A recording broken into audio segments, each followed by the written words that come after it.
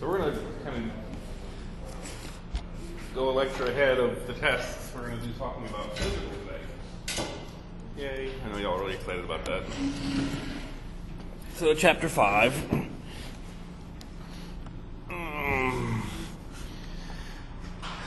Of course, my advice is as soon as you can, start reading chapter 5. If it was me, I'd make flashcards, just kind of go through, make flashcards. Did I talk about this before this class? That's something I'm trying to get my daughter to do. Who's tried to just read the chapter and fell asleep doing it?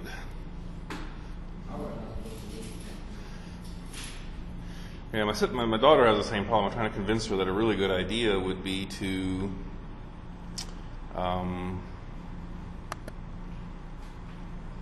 as you're reading the chapter, just every time you see something interesting, make a flashcard out of it. A definition, things in a graph, whatever. That way they'll stick in your head. And it's kind of an active thing. Instead of just like passively reading and falling asleep, you're active because you're looking for stuff. Right? Even a 100-page chapter, which most of these are, would only take maybe 3 hours to do if you did it that way. It was partially stick in your heads, and at the end you'd have these flashcards to study. So it's like a win-win-win kind of thing. So I'm trying to talk my daughter into it. I'm trying to see if any of y'all will do it and tell me if it works or not. The classes I take, I can't do that. So in my case, it's books and 40 papers, and it's just that takes too long. Anyway, so physical. Let's play around with physical a little bit.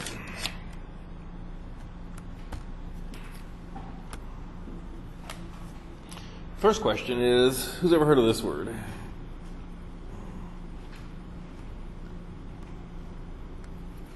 Okay, who can spell better than that?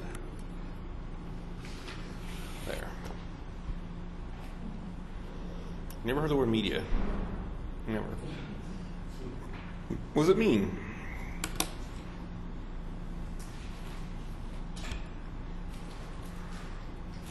For instance, if you hear the word print media, what the hell does that mean? What does the media part of print media mean?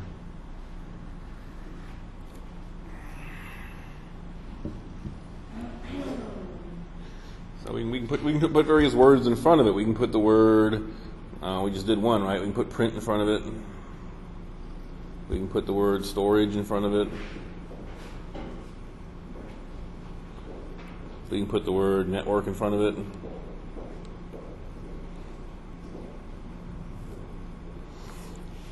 But what does a media mean? So what's an example of print media? How about that?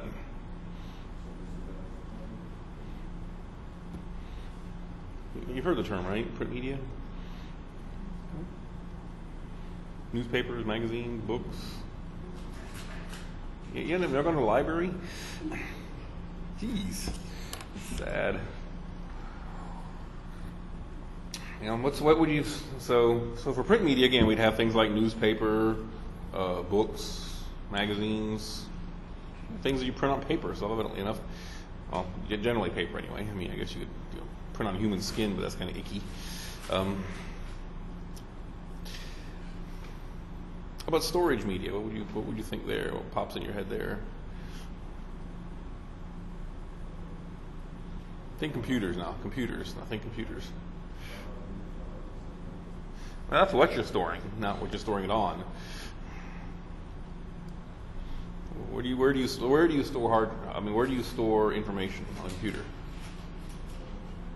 Hard drive. There we go. So we have hard drives. On storage medias, we have hard drives. We have flash drives. CD-ROMs. So that's all storage media, a place where I can store information. What do you think network media is given those two previous examples? So here we have things like, print media, paper, and stuff like that. That's basically it. Stuff, so newspapers, magazines, books. Given that, what do you think network media might be?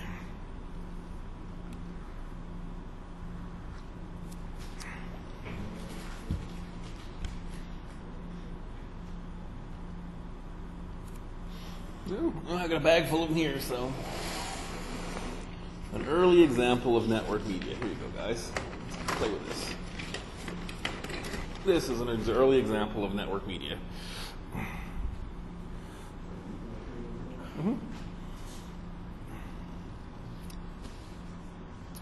That is standard Ethernet. Nice and thick, so I guess you could use it for other things nowadays. Depends on what kind of weird stuff you're into, but it's nice and the old saying, sticks and stones may break my bones, but whips and chains excite me, so there you go. Here's some more to play with. So that's standard Ethernet. That was, and that's one kind of networking media. So something you can network across, right? So it's actually a solid core copper wire, really thick, and then there's a metal woven cladding as well. The signal can travel through either one of those, so either through the solid core or through that. I'd like to have to run that to your computer in your dorm room. Wouldn't that be kind of fun? No. Okay. So now, the first one I handed out was standard Ethernet.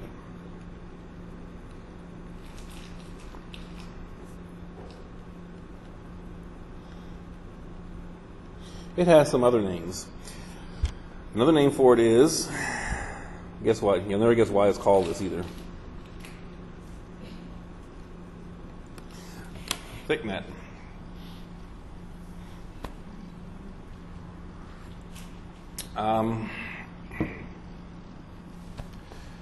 The actual, the idea of networking has been around a long time. It's kind of, back when I started using computers in the lab downstairs, the computers were all just independent computers. And they used something called, you're going to love this,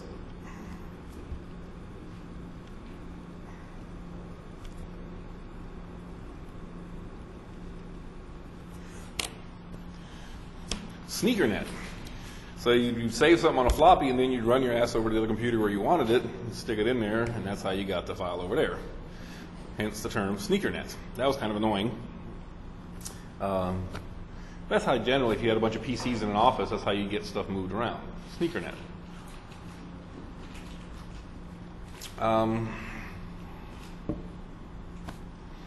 So the idea of having these computers be able to directly talk to each other has been around a long time.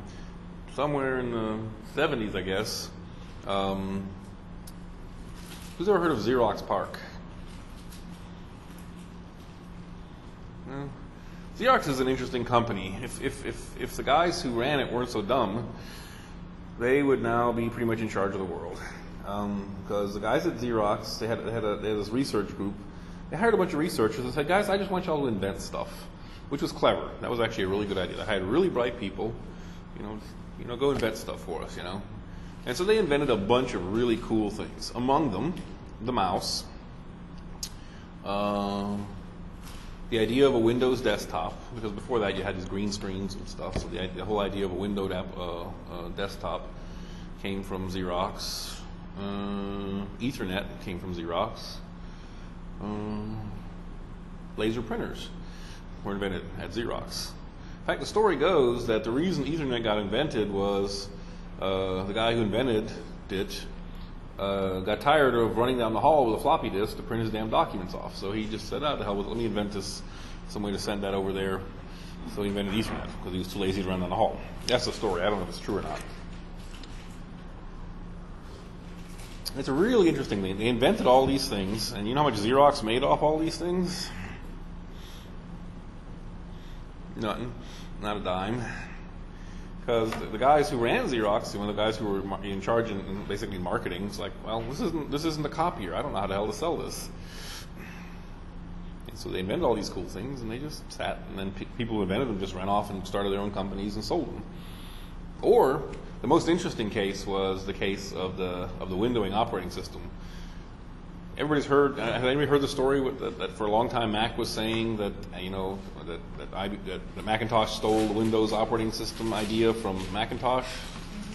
That's not true. They both stole it from Xerox. So both Steve Jobs and Bill Gates got a tour of Xerox at one point, and they showed them this cool windowing thing. So they both stole it from there. So it's not true. They didn't steal it from Apple. Interesting stuff. So there's some more media here in case you're curious. So I just want you to get in your head the idea of network media. Who can guess what this one is? You don't come closer. I guess I'm like 3 of y'all guys. You come up here. I'm just walking back and forth. It's just annoying. That's fiber optics. Yes, that's a fiber optic cable. That's kind of the other end of the newness spectrum, I guess. Here's another little piece. Here's something to catch. There we go. And here's one that's got a bunch of separate fibers in it. If you see a piece of fiber sticking out, don't poke your finger on it. You're going to get stuck in your finger, which is annoying. And that's fiber optics. Those are fiber optic cables. The earlier ones were made of glass, and you wouldn't think, see how flexible those things are. You wouldn't think you could get glass to bend, but that's really thin glass. Much thinner than a human hair. So, these are not what I want to talk about today. These are, so, yeah, the guy, Ellison himself, he invented something called ThickNet, or standard Ethernet.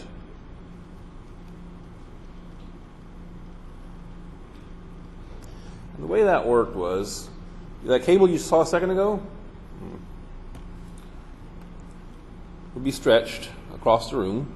They'd have a thing called a terminating resistor on each end. And what you'd have is this kind of picture here. You'd have a computer sitting here, a computer sitting here, okay? And they were both attached to that wire, that big, thick wire that you saw, right?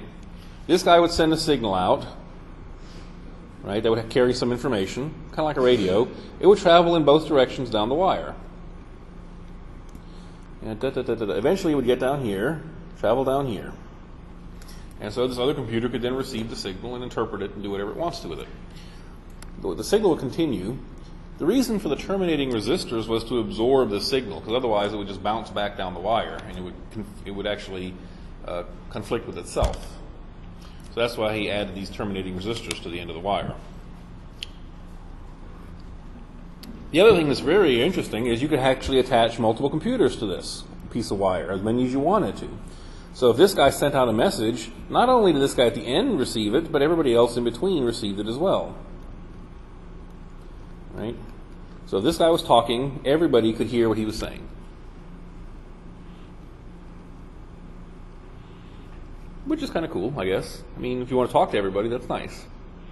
So he talked. It's like us in this room, right? If I talk, everybody can hear me. I don't have to walk to everybody and whisper in your ear. That would be annoying. Right? I can just talk. Everybody in the same room, everybody attached to the same wire is going to receive that signal. That makes sense, right? As far as that part goes. Oh, more media, in case you're curious. Here's ThinNet. We'll talk about all of them in turn. You said you wanted exercise. I've got a whole bag full. Don't worry. The ThickNet itself was installed in the ceilings. They actually didn't run that from computer to computer. They actually installed them in the ceiling. And this building used to have ThickNet in it. So they'd run it in the ceilings, and then they'd have drops that came down. The drops were more flexible cable. And they'd have an end connector on it that looked...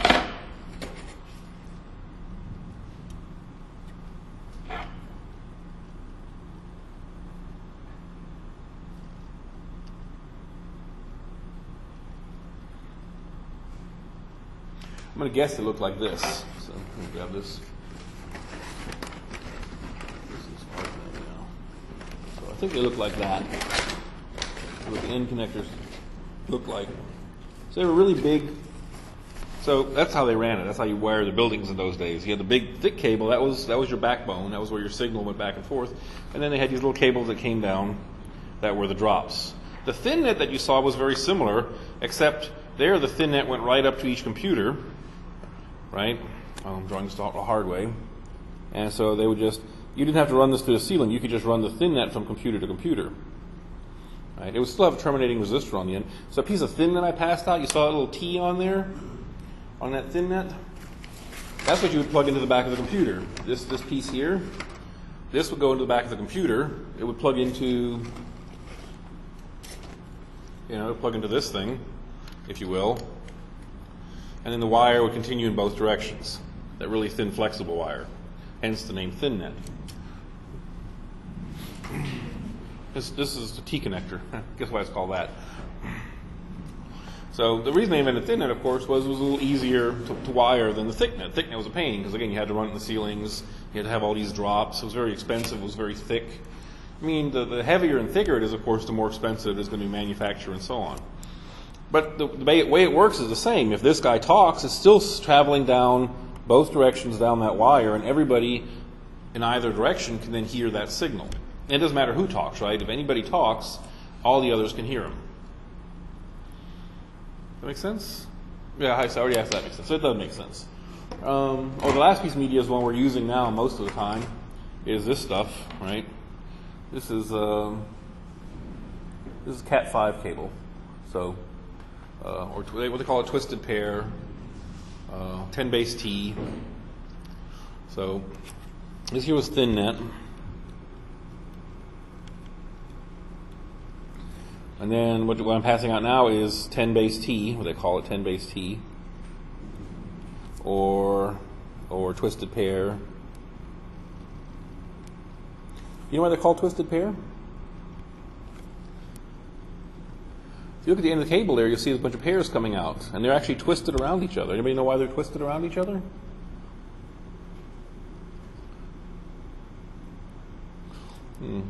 It's to reduce signal attenuation. So if you just have two lines in parallel and you run currents through them, they interfere with each other. If you twist them, part of that interference goes away. So you can run longer distance if you twist them. It's a real simple trick, but it works. So we had a twisted pair. It looks like phone cable, basically. Looks like. That they ran differently. That they ran in something called the star configuration. So the twisted pair ended up looking something like, you'd have a central hub set up, and then you'd have all the wires going to all the computers from that central hub, which is what this building has. That's the way this building is wired. And the hub would look something. Do I have one of those hubs? Anybody ever? No, I don't have one. I don't have a switch or a hub sitting here, unfortunately. At least not for twisted pair. But still work the same way, right? You'd have the computers attached to the ends, right? You'd send a signal out. And the hub's job was just to act like that dumb piece of wire. So the hub would then send the signal out to everybody attached. So everybody would still get a copy of the signal. So in essence, it still worked the same as the earlier ThickNet model, right? Send a signal out, everybody else hears it. That's all that really mattered. As long as that was the case, it worked. As long as I could send my signal out and everybody can hear it who's attached to that same network, life is good.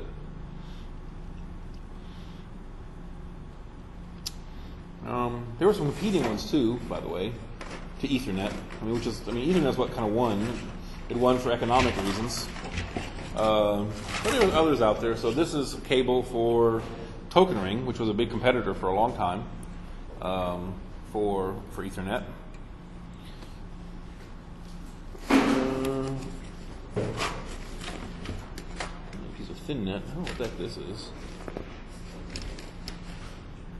Here's a terminator, here's a media converter for eTokening.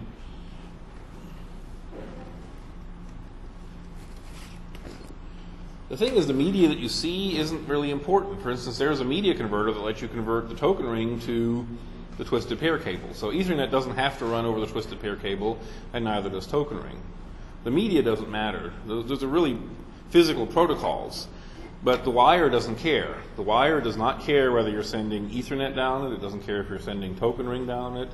Just like it doesn't care if you're sending down TCP messages or IP messages or UDP messages. It doesn't care if the application that's sending the data is a game, a word processor, a business application, a web, whatever. The wire doesn't care. It's just a stupid piece of wire, right? So why would it care what it's plugged into? Does that make any sense?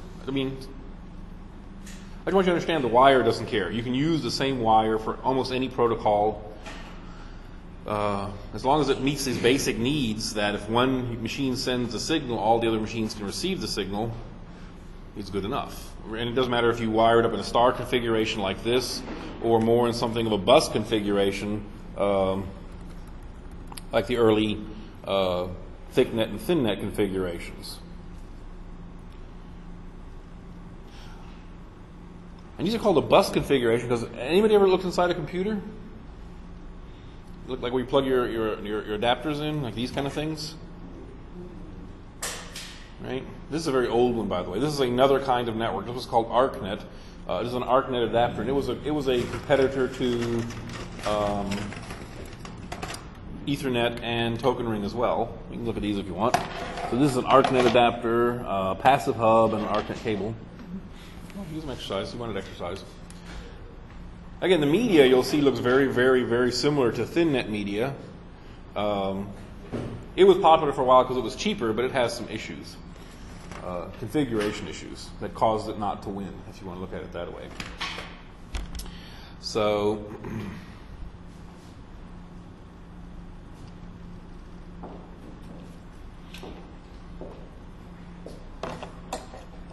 thanks. As I was saying, as long as that basic rule worked out that if one machine talked, all the others could hear the signal, life was good. All these protocols they invented, Token Ring, ArcNet, Ethernet, and a handful of others, all could work across that media, so the media doesn't care. There is one big problem, and again, there's two things I want out of this lesson. One is to understand what media is, so I've given you lots of examples of media. So copper media, fiber media, and lots of examples of copper media. And, of course, wireless is another media. So radio signals traveling through the air is another media. Or infrared. Actually, pretty much anything on the electromagnetic spectrum has gotten used at some point or another to transfer data. All the way from light, infrared, so light is what's being used in the fiber optic to transmit the data. Infrared, who's ever used remote control? That's networking. You're communicating from the device in your hand to, again, just once you have a good idea what media is, especially in the terms of networking. So all these, and at some point it's going to come up again. Give me list 5 examples of networking media kind of thing. So the second thing I want to get across is what is the issue? So these are a big problem to solve that they had to solve in coming up with these networking protocols like Ethernet and Token Ring. How to arrange them and why to arrange them that way. So in the early days they did this, right? So we had a terminating resistor, lots of computers here.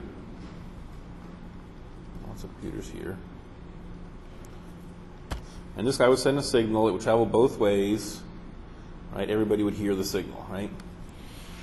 So he was the sender. This guy, the blue guy, was the sender, right? So it's good. What possible problem could there be with this?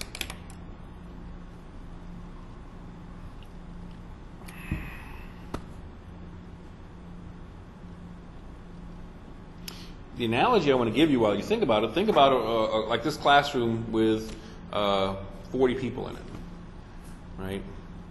This is a really close analogy. So if I can talk, everybody here can hear me, right? So what possible problems would we have with that kind of setup?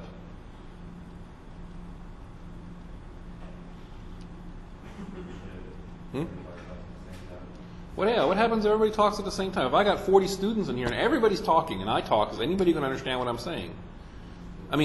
Even when it's quiet like it normally is because I ask questions and y'all like, even in those circumstances, right, y'all don't understand what I'm saying half the time. I'm cool with that. But imagine there was 40 people in here, everybody just having on their own little private conversations, right, or trying to. Nobody would understand much of anything unless you were really, really close, right?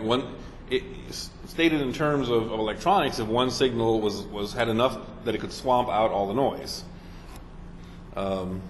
So in terms of networking, if this guy sent at the same time, right, these two signals would collide on the wire, right? Because there's nothing on the wire to stop you from sending two. But when this machine got it, these two signals, it would just see noise. It couldn't tell the blue from the green. Make sense? So there's some terms here we're going to go into really quick. One of them is called shared media.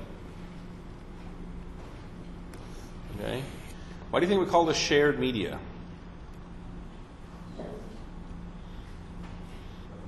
Because all the computers are sharing the media. That's exactly right. That's why it's called shared media.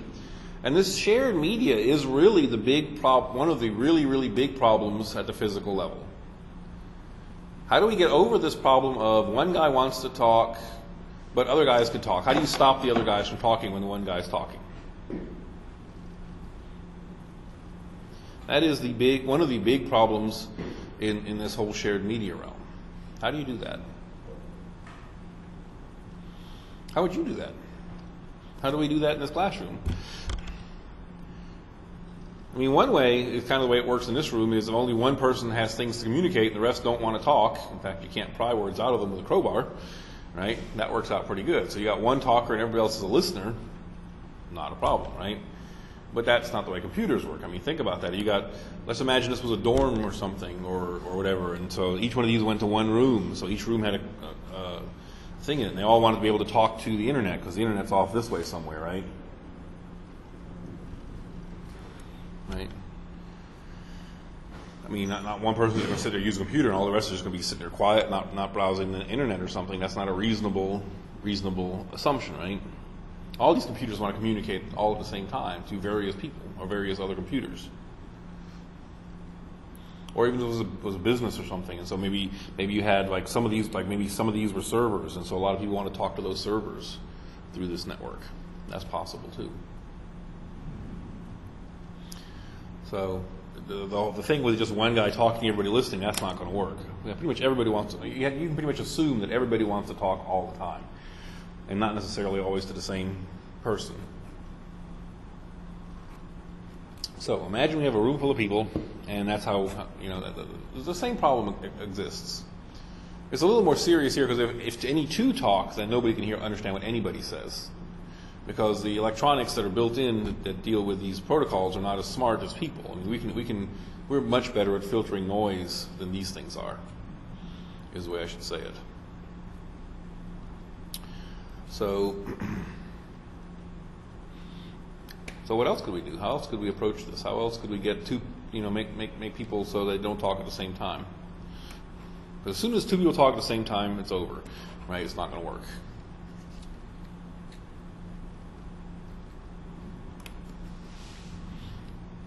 Any ideas?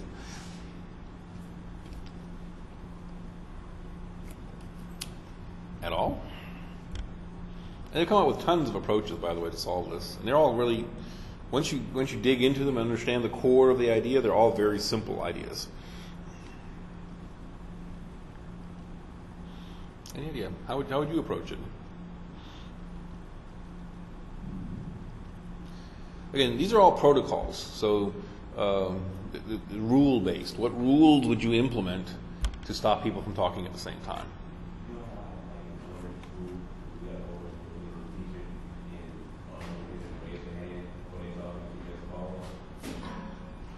Something like that does exist. The one I passed out, the Token Ring network. I remember saw that with the real thick cable with the funky little square ends. So Token Ring works something like that. What happened in Token Ring was whoever had the token was allowed to talk, right? And they would pass the token around in a circle, in a ring. Hence the name Token Ring, right? So if I got the token, I can talk. I can send a packet. Right, and messages always go in a circle. So basically, we set up a circle, right? If I got the token, I can send a message, and then I can hand the token off to the next person. If she doesn't have any, let's just say I hand this token to you. Your catch is the token. Good catch.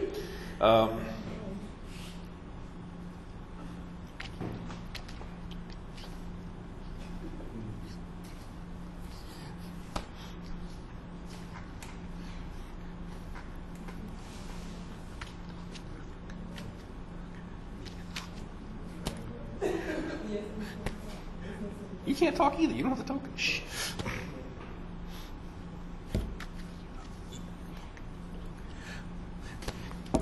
You kind of get the idea, right?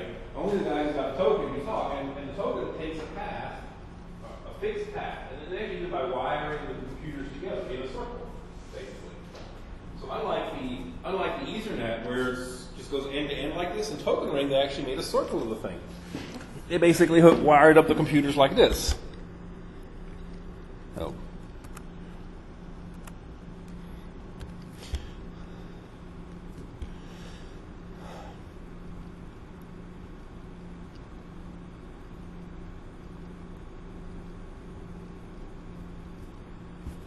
So they made a ring. So if he had the token, he could talk. If he didn't need to talk, he'd pass the token on to the next guy. If he didn't have anything to say, he'd pass it on to the next guy. If he didn't have anything to say, he'd pass it on to the next guy. If he didn't, he just went around in a circle. If you had something to say and you had the token, then you could talk, roughly. So that's one approach they took, Token Ring.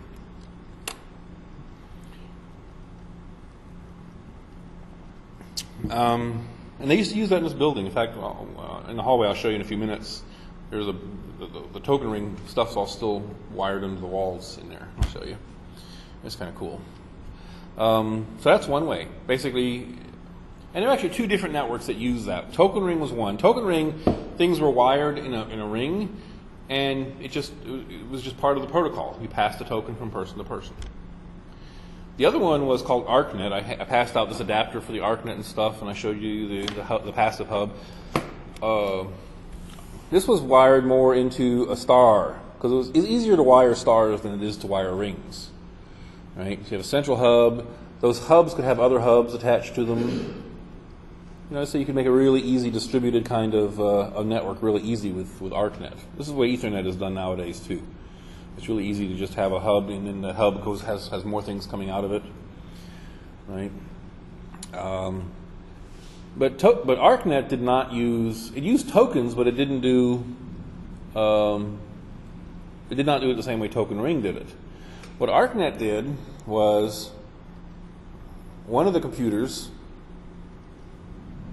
let's pretend it's this one right here, right, became the master. And it would ask every other computer, would you like to talk? Would you like to talk? Would you like to talk? Would you like to talk? And it would just go around and do that. So it used a polling protocol. If you wanted to talk, then it gave you the token, and you had the token, you could talk.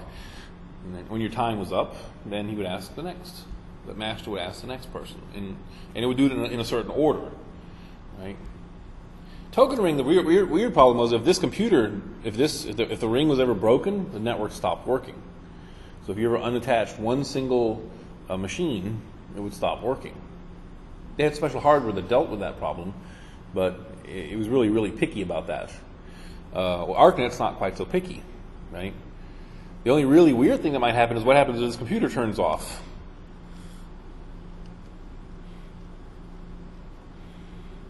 What do you think ArcNet did to solve that problem? Yeah, they picked somebody else. You know how they picked somebody else? They held an election. I kid you not. But anyway, that's fine. So somebody else would become the master, and then the thing would just go, do you want to talk? Do you want to talk? He would just ask. So this had problems too, of course, because some of the bandwidth is used up just to ask, do you want to talk? Token Ring is a bit more efficient because it's always following a fixed path. And so when new machines got turned on, for instance, the master became aware of them, and it would remember to add them to the list of, do you want to talk, do you want to talk, do you want to talk? So that's two approaches that they've used. Neither is currently used. Ethernet uses a different approach than either of these two things. Basically, unless an adapter was misbehaving, and that was possible, unless something was broken, collisions are not possible in token-based networks. Because you don't talk if you don't have the token. You have problems of losing the token, a ring being broken, the master going down, whatever.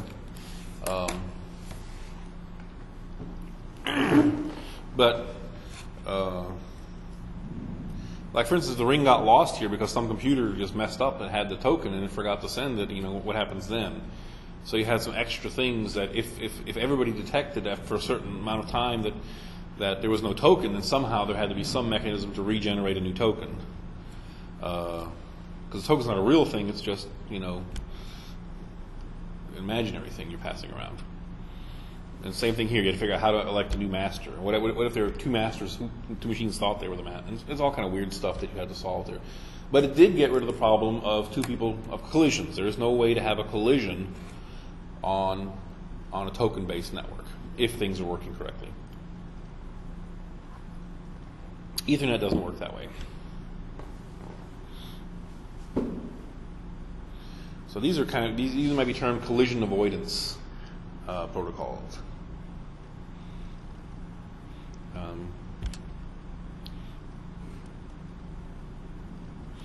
Anyone have a clue how Ethernet works? How does a classroom work? Well, let's not say a classroom. Well, a classroom's probably fine. Let's assume you don't raise your hand. So in here, who raises their hand in here? Almost nobody, right? How does polite conversation work? Let me rephrase it that way. Maybe classroom, maybe that's the best way to put it. But polite conversation. If you're standing around with 5 of your friends, and y'all having a discussion, how's that work? Yeah, if somebody's talking, you don't interrupt them, right? So that's basically how Ethernet works. Ethernet says, okay, if I want to talk, I'll just listen to somebody else's talk, and I'll just wait until he's quiet, until he stops talking. And then if I hear that it's quiet, then I'll start talking. That is the essence of Ethernet. I told you they were simple ideas, right? So the simple idea that Ethernet is basically modeled on polite conversation. You wait until it's quiet. And so that means the Ethernet adapter has the ability not only to talk, but also to listen. So it listens. Is there a signal? If there's no signal, then it talks. That is the basic rule. Now, there are still problems with this. Because it's possible, and in conversation you've had this happen, two people just start talking at the same time, right? Yes, no? Maybe so? Sure. Right? So what do you do in polite conversation if that happens? Both keep on talking? As soon as you detect that's happened, you stop, and that's what Ethernet does. As soon as it detects that there's a collision, right, it'll stop. And what it does is both of them just wait roughly a random amount of time. It's actually a little, and we'll learn the very specifics of it, but for today, it's good enough to understand both of the machines that are involved in the collision will wait a random amount of time and then try again. So, and eventually it'll work.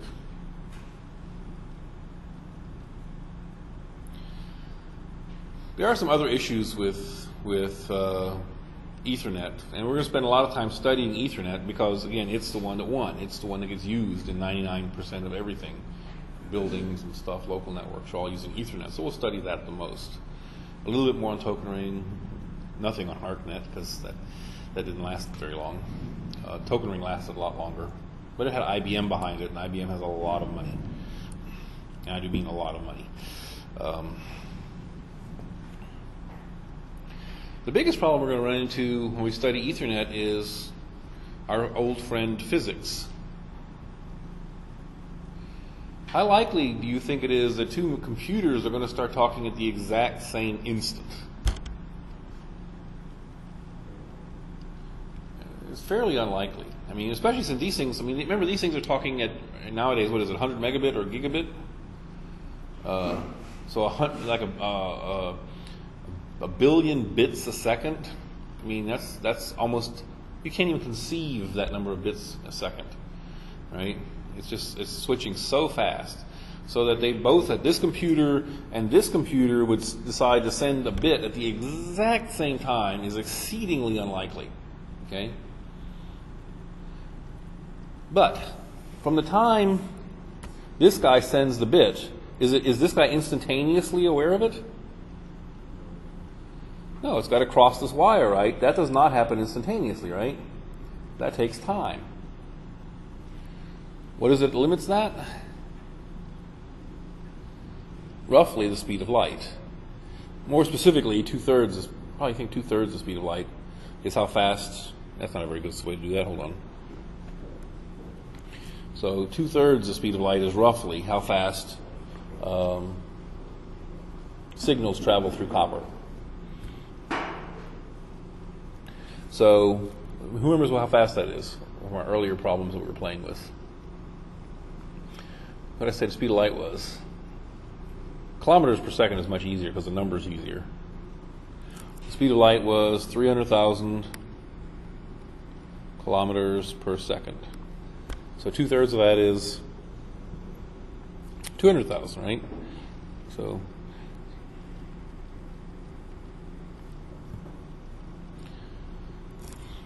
and the thing is, the further apart the computers are, the more likely a collision is. Because it's going to take longer for that signal. It's going to take longer from the time this guy starts sending to the time this guy can hear that he started talking.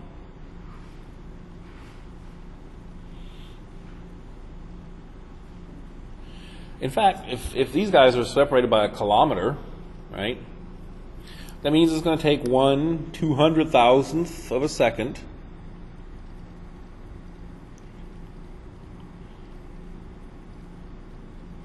before, so this is A, we'll call this one A, we'll call this one B.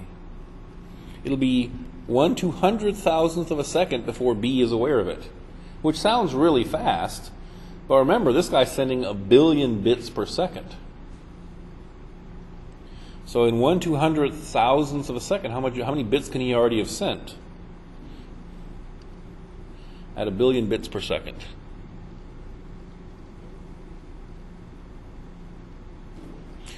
Who's got a calculator? Just divide 1 billion by 200,000. That'll give you the answer. What's 1 billion divided by 200,000? Well, let's just do it here. It's fast enough. We don't need a calculator. 1 billion is that, right?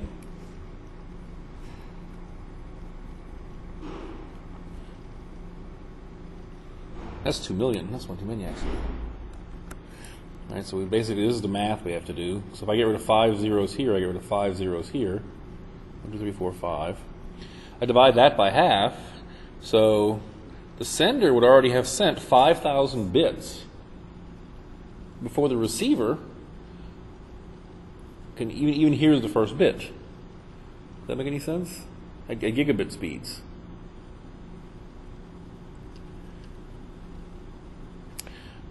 It's not so bad. I mean, if we're only sending at 100 megabits, it would be 500 bits.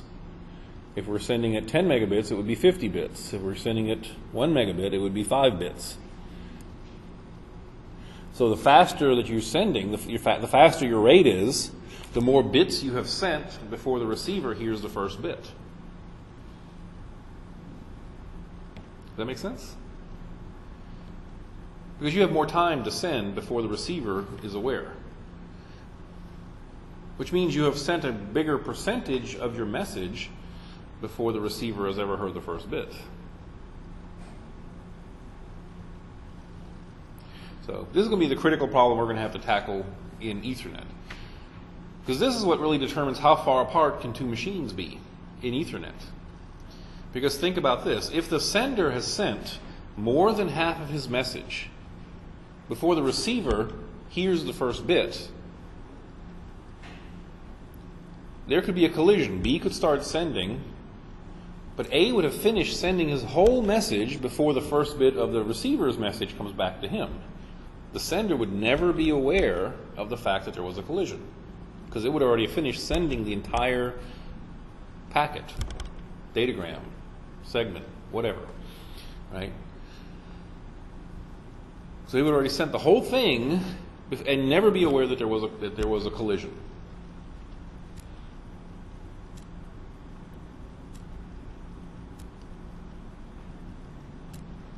So that's really what limits the distance that nodes can be apart. Because again, we've even seen in this real simple example that 5,000 bits would have been sent for just 1 kilometer apart at gigabit. So what percentage of that is that of a message, right? How many bytes is that? Like 600 bytes?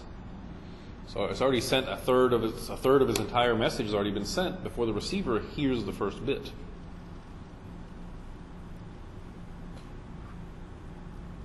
So that's the thing. We're going to play with some math like that. We're going to do lots of examples like that. Get good at that math. figuring out how far apart can these two be. The other thing we're going to work out and spend a lot of time playing with on the physical side is this thing called efficiency. So, and a couple of things go into efficiency. One is how fast, what's the sending rate? So is it 10 megabit, is it 1 megabit, is it 100 megabit, is it gigabit? How far apart are the nodes? And the thing you'll discover is the faster your sending rate, a faster sending rate automatically means lower efficiency. You'll see that. So there's they're all based on these calculations. It's all simple division and multiplication. There's nothing more complicated than division or multiplication. It's just a formula to learn and stuff to play with. So the heart of the problem now is how to get around this shared media limitation. That's really the problem. And there's tons and tons of ways to do it. So Token Ring was one, ArcNet was one, Ethernet's way, and we'll learn Ethernet's way in more detail. Ethernet is one. Radios have that same problem too. So when you have Wi-Fi networks, for instance, right, that's shared media, right? Because all the radios are using the same frequency. They can hear each other. So my Wi-Fi card in my machine can hear your Wi-Fi card in your machine because we're talking the same frequency, right? So we have the same problem. If both of us are sending at the same frequency at the same time, anybody else listening is going to hear noise. Because you're going to hear both. It's like on music. If you've got 17 notes all being played at the same time, how can you tell what those 17 notes are? That's hard. You hear one note, even if you've got perfect pitch, it's much easier to hear just one note than all those notes together. So, and trying to figure out who sent which note. That's an even harder problem, right? So figuring out what the notes are, you can probably work that out, but then who sent which notes? And what if we both sent the same note? Ooh, life gets hard, right? So Wi-Fi is another thing we're going to study. Wi-Fi, the solutions they use in Wi-Fi are similar to the ones used in Ethernet, but they have additional problems, and we'll talk about those. Just trying to figure out how they solved all these problems. We won't get into the construction of the cards and the what are the potentials that are actually being sent as far as how do they do the actual encoding and what are the voltage, how do they actually, I don't care about any of that. I mean, I'm just more interested in the big problems we're trying to solve. So this shared media problem, what are the approaches to solving that? Understanding what shared media is, understanding that the media doesn't care about the protocol. In other words, I can use copper wire for the Token Ring solution. I can use copper wire for the ArcNet solution. I can use copper wire for the Ethernet solution.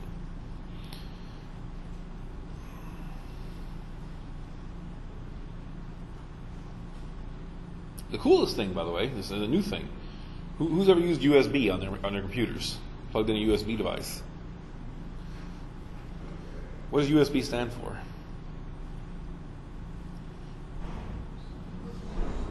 Serial bus. So bus tells you that it's a networked thing. You actually have a shared bus. So when you plug in, if you plug in 7 devices, or I think you can plug up to 200 devices in on a USB, right? And your computer can use them all. What you actually have is a little network.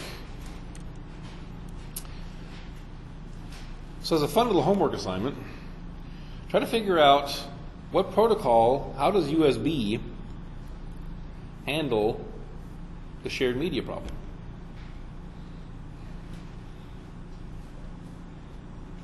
Something for Wednesday. So, because Monday we have the test, right? So something for Wednesday. So on a piece of paper, make sure to write in so you can turn in, do some research. How does USB handle shared media? Which approach does it use? Is it similar to any other approach we've talked about? Is it similar to the way Ethernet does it? Is it similar to the way Token Ring does it? Is it similar to the way ArcNet does it? Is it something completely new that they invented to deal with the shared media problem? And again, as far as the way it's wired almost exactly the way standard or thinnet or thicknet are. It's just a wire, and everybody's connected to it, and one talks, all the rest can hear it. They've got the classic shared media problem.